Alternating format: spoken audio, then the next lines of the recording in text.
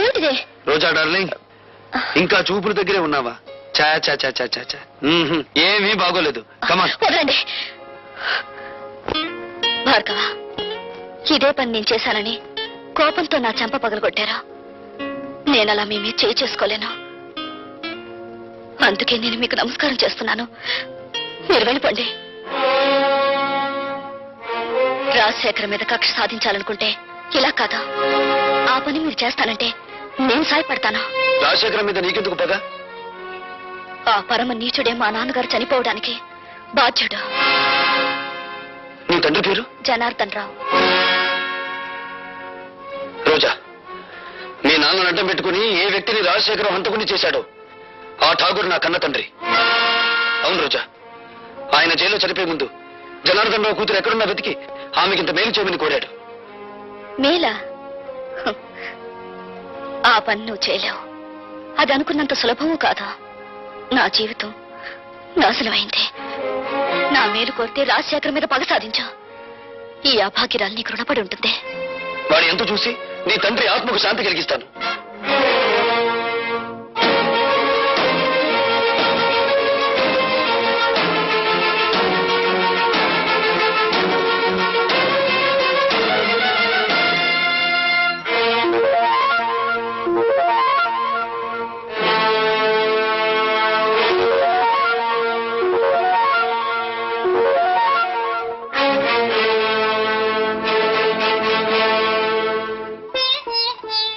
మగవాళ్లే గాని ఆడవాళ్లు రారే. ఇంతకీ ఎవరు మీరు? నీలా తెగిన గాలిపటాన్ని కాదు, నీలా ఇంగిలి విస్తరాకుని కాదు. ఉపమానాలు విసురుతున్నారు. మీరు రచయిత్రా? నేనెవరైతే నేనులే. నువ్వేం చేయకూడదో చెప్పిపోవడానికి వచ్చాను. నాకు శాసించడమే అలవాటు గాని శిరస వహించడం అనేది చేత కాదు. ఆ పొగరే నీ కళ్ళు నీ నెత్తి మీదకి వచ్చేలా చేసింది. నెత్తి మీద మా కళ్ళు లేకపోతే ఆకలి పెంచుకుంటూ వచ్చే రసికులందరూ మా కాళ్ళు పట్టుకోరుగా. నువ్వు ఆడదానివా, ఆడించేదానివా? ఆటలు ఆడిస్తాను, రాగాలు తీయిస్తాను, నవ్వులు నవ్విస్తాను. ఏడవకుండా ఇతరుల్ని ఏడిపించగలవు కూడా. అవునా? నువ్వు ఒట్టి రచయిత్రవే అనుకున్నాను. శూర్పణఖలా ఉన్నావే. కాదు, రాముణ్ణి ప్రేమతో కోరుకుంటున్న సీతను నేను, కామంతో దోచుకోవాలనుకుంటున్న శూర్పణఖవి నువ్వు. నా మీదంత నింద వేస్తున్నావే. నీకేం ద్రోహం చేశాను? ప్రేమ పెళ్లి అనే పదాలకు అర్థం తెలుసుకుంటే నువ్వు నాకేం ద్రోహం చేసావో నీకే తెలుస్తుంది. ప్రేమ ప్రేమ అనే పదానికి అన్నప్రాసన రోజునే నీళ్లు వదులుకున్నాను. పెళ్లి అనే మాటకి అక్షాభ్యాసం నాడే అర్థం మర్చిపోయాను. శీలాన్ని సమర్థబంతిలోనే చుట్టి వీధిలోకి విసిరిపారేశాను. అవేమీ ఇక్కడ దొరకవు. సుఖం భోగం అనే రెండు మాత్రమే ఇక్కడ దొరుకుతాయి. మీ చేతుల్లో చిక్కుకున్న విలాస పురుషుల భార్యల కన్యలు దొరకవా ఇక్కడ? మీరు భార్గవ భార్య? ఆ అదృష్టానికి నువ్వే దూరం చేస్తున్నావు. చూడండి, భార్యకు భర్త మీదే అధికారం ఉంటుంది, కానీ విలయానికి ఊళ్ళో వాళ్ళందరి భర్తల మీద అధికారం ఉంటుంది. షరాప్! కోపం దేనికి? ఇంకా పెళ్ళవకుండానే ఆయన మీద నువ్వు అధికారం చేయాలనుకుంటే నా పక్కదాకా వచ్చాడే, మరి నేనంత అధికారం చెలాయించాలి? విలయానికి ప్రేమ విలువ తెలీదు. గుప్పెడు మల్లెపూలతో, అప్పు తెచ్చుకున్న నవ్వులతో, దాచిపెట్టుకున్న వయసుతో మగవాణ్ణి సొంతం చేసుకోవాలని చూస్తారే గాని గుప్పెడు మనసుతో కాదు. ఆ మనసు నాకుంది. ప్రేమించిన వాడు దూరం అయినప్పుడు ఆ మనసు పడే తపన, ఆవేశాన్ని ఈ ప్రపంచంలో ఏ శక్తి ఏమి చేయలేదు. నువ్వెంత అమ్ముడు పోయే ఆడదానివి. భగవంతుడా, జైల్లో రాక్షసు లాంటి మనుషుల మధ్య బ్రతికొచ్చిన మా అన్నయ్య మానవత్వాన్ని మర్చిపోయేలా ఉన్నాడు.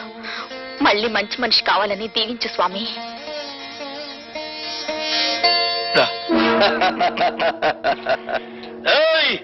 భార్గవ్ గారు బాగుపడాలని కోరుకుంటున్నారా? ఆయన మేం బాగు చేస్తాం. ఏడున్నాడో కొంచెం వివరంగా చెప్పండి. ఎవరు మీరు?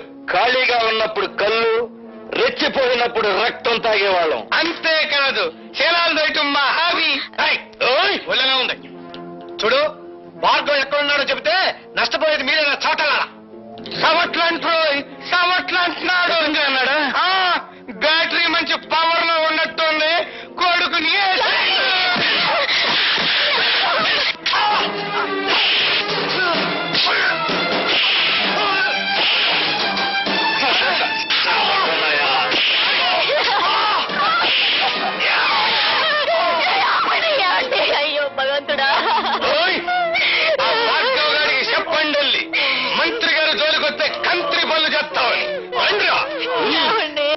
మరేం పర్వాలేదమ్మా, ఇదేం ప్రమాదకరమైన గాయం కాదు. ఏం జరిగిందమ్మా?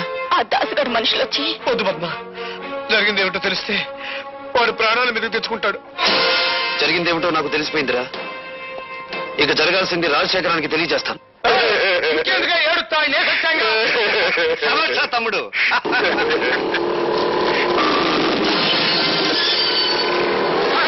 వాడు పోట్లకి బుసలు కొట్టుకుంటూ వచ్చేస్తాడు.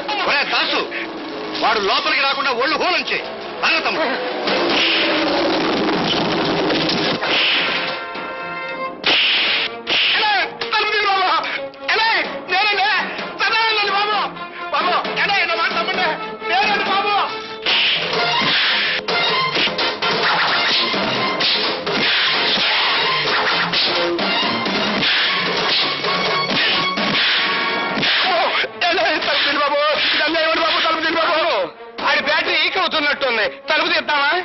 తలుపు తీస్తే అనవసరంగా భార్గవ్ గారిని మనం చంపాల్సి వస్తుంది. శవ రాజకీయమా?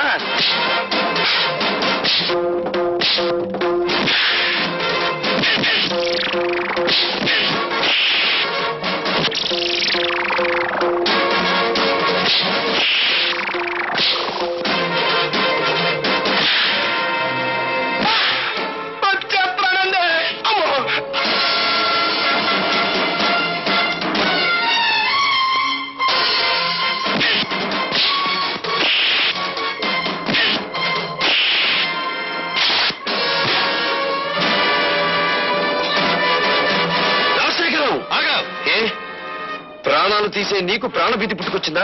తుపాకీ చేత పట్టావు. ఇది ప్రాణభీతి కాదు, ప్రాణాలను తీసే రాజనీతి. నా ప్రాణాలు తీయడానికి నీ దమ్ములు, నీ ఇన్నపెట్టిలో ఉన్న సొమ్ములు చాలవురా. నా తల్లి శ్మశానంలో పిడికెడు బూడిదగా మారడానికి కారణం నువ్వు. నా తండ్రి నా కళ్ళ ముందే రక్తపు మడుగులో కళ్ళు మూయడానికి కారణం నువ్వు. నాకు మిగిలిన ఒక్క ఆత్మీయుడు శంకరం. అతన్ని కూడా మీరు చంపాలని చూస్తే ఈ భార్గవ రాముడు కాక తప్పదురా అని ఒక్క రోజుతో నేను చంపను రాజశేఖరం. నీ పాపాలు వెలుగులోకి తెచ్చి... అదంతా తేలికనుకున్నావా? ఎస్, జలగంగ పథకంలో ఇంజనీర్ ని చంపి మీరు డబ్బు కాజేసిన ఫైళ్లు, ప్రజా వైద్యశాల పెడతానని చెప్పి ప్రైవేట్ హాస్పిటల్ గా మార్చుకున్న ఫైళ్లు, బట్టబయలు చేసి నిన్ను వీధుల్లోకి ఈడుస్తాను. ఆ ఫైల్ ఉన్నాయో మన నాకేంకా చెప్పాలా, నువ్వే తెలుసుకుంటా. సాక్ష్యాలు సంపాదించి తీరతాను, మీ ప్రాణాలు అంతరిక్షంలోకి పంపించి తీరతాను. అన్నో తమ్ముడు, ఆ భార్గవ్ గారి చేతికి సాక్ష్యాలు దక్కడానికి వీల్లేదు. సదానందంతో చెప్పి గొడవల్లో ఉన్న ఇనుము సిమెంట్ ఊరు దాటించు. ఎలా సాధిస్తాడో నేను చూస్తాను. అట్లాగే.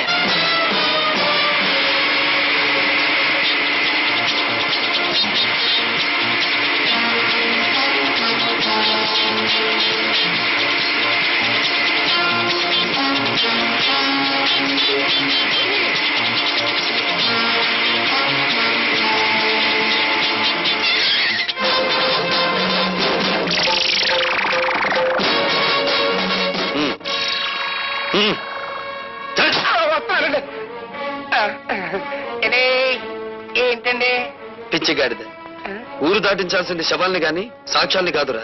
పద పోలీస్ స్టేషన్.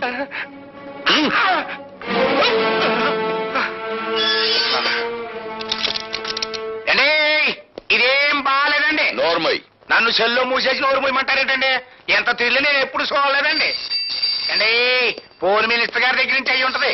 పోలీస్ స్టేషన్ లో భోజనానికి ఇబ్బంది, ఓ మంచి క్యారియర్ పంపించమనండి. హలో, నేను మినిస్టర్ గారి తమ్ముడిని మాట్లాడుతా ఉన్నా. ఏమిటి? ఏంటో బ్యాటరీ మంచి ఛార్జింగ్ లో ఉందా? మా సదానందాన్ని బొక్కలో ఇచ్చావట. నీ ఒంట్లో ఎలా ఉంది? మనకేంటి, మన బ్యాటరీ ఎప్పుడు మంచి ఛార్జింగ్ లోనే ఉంటది.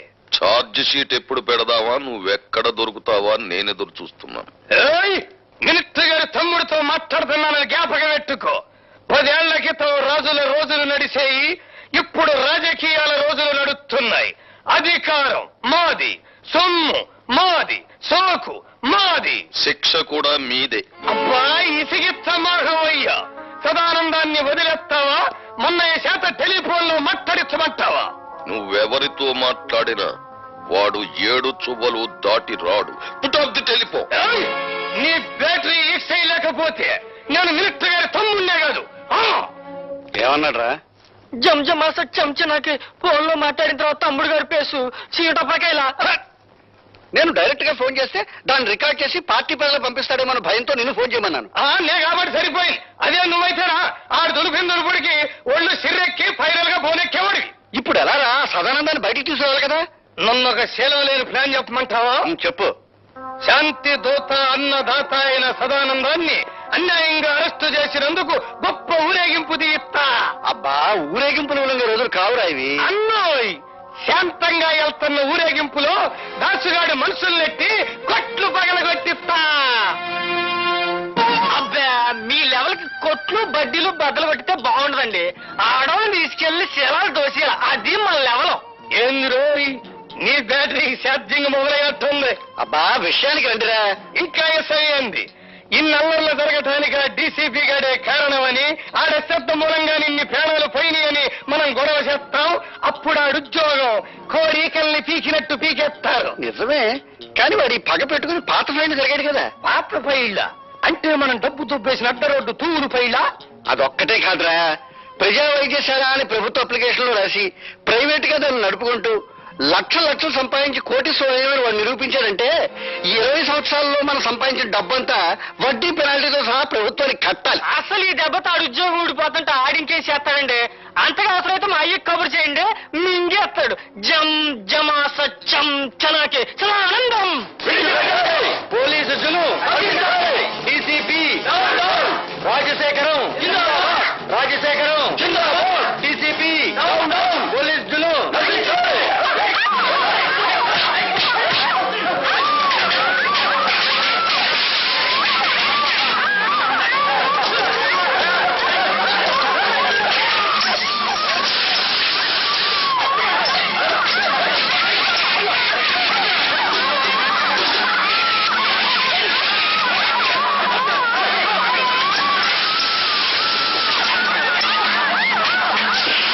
చెప్పమంటే ఏం చెప్పను.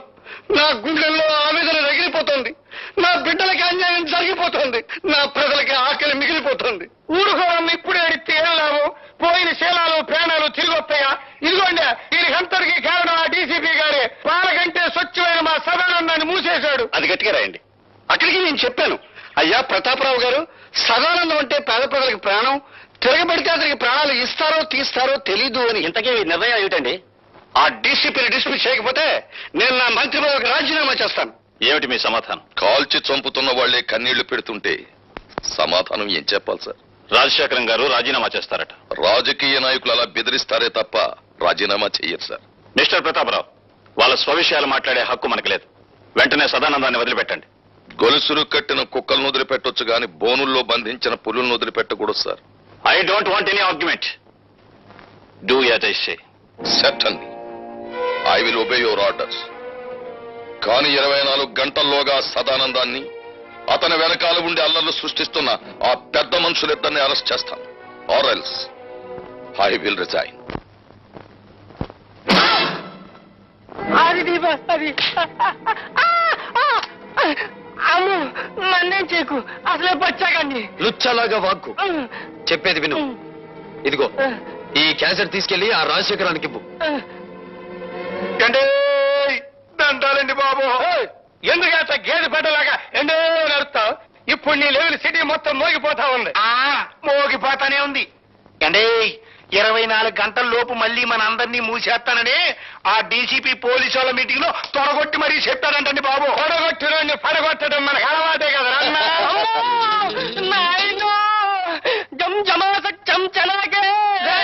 ఎరుగుతలు ఎసయ్యాడు చెప్పండి బాబు. ఈడిట ఏడిచాడంటే నట్టింటో గుడ్ల కోపు కూసినట్టే, ఎవడి ప్రాణాల్లో నెట్ట నిలువునా లేచిపోయినట్టే. అమ్మో తిరిగి అయిపోకవయ్యా వాళ్ళు జిల్లుమంటుందే. అబ్బా విషయం ఎవడో చెప్పరా, అసలే మన రోజులు బాగలేవు. ఆ భార్గవ్ గారు నన్ను బచ్చా ఆడుకున్నట్టు ఆడుకుని ఈ క్యాసెట్ మీకు చూపించమన్నాయండి.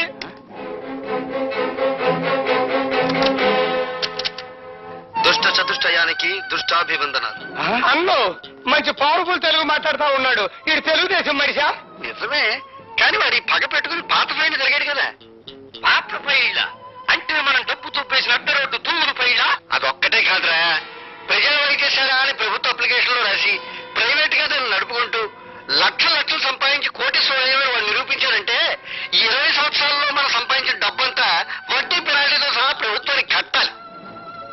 చూశారుగా, డీసీపీ ప్రతాపరావు మిమ్మల్ని పట్టుకోవడానికి 24 గంటలు టైం అడిగారు. కానీ నేను 12 గంటలు మాత్రమే మీకు టైం ఇస్తున్నాను. మీకు మీరుగా మీ నేరాలన్నీ అంగీకరించకపోతే ఈ క్యాసెట్ పోలీస్ స్టేషన్ లో ఉంటుంది. జాగ్రత్త. ఏంద్రన్నంత దిగాలు పడిపోయావా? రాజకీయం అంటే దూరం అని నీకు తెలుసు కదా. ఏమండి రాజశేఖరం గారు, మీరు మన పార్టీ సిద్ధాంతాలకు వ్యతిరేకంగా స్వార్థంతో హత్యా రాజకీయం